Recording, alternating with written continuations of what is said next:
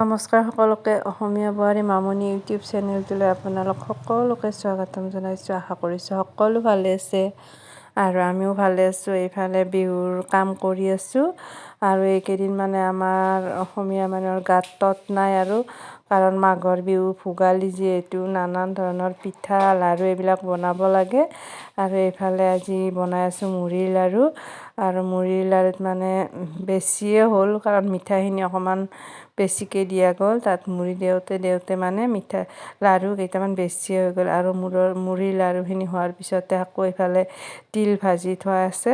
এইবাৰ তিলৰ লাড়ু বনাব লাগিব আৰু তিলৰ লাড়ু বনালে মানে বিৰাট হাত পোৰে আৰু গৰমে গৰমে বনাব লাগে, নহ'লে মানে গোট খাই যায়, লাড়ুটো নহয় আৰু পিছত এইফালে মানে বনাই আছোঁ, বৰ সাৱধানে বনাই আছোঁ, মানে জোখটো মিলিলে হ'ল আৰু নহ'লে মানে লাড়ুকেইটা আকৌ বেয়া হৈ যাব আৰু আগে পিছে ইমান মানে তিলৰ লাড়ুটো এনেকৈ বনাব সিমান মানে ভালকৈ আগতে জনা নাছিলোঁ আৰু এইবাৰ চাওঁ কেনে হয়।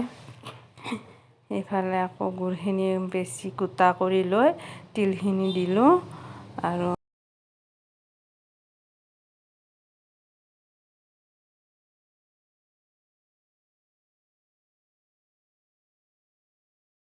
আৰু আপোনালোকৰ লাড়ু পিঠা বনোৱা হ'লনে?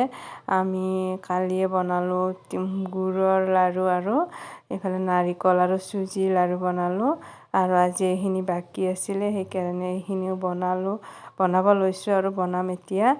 এইফালে আমাৰ হৈ গ'ল মুড়িৰ লাড়ু আৰু তিলৰ লাড়ুকেইটা সঁচাকৈ খুব ধুনীয়া হৈছে আৰু মুড়িৰ লাড়ুকেইটাও ধুনীয়া হৈছে। আজিলৈ আহিলোঁ, সকলোকে বাই বাই।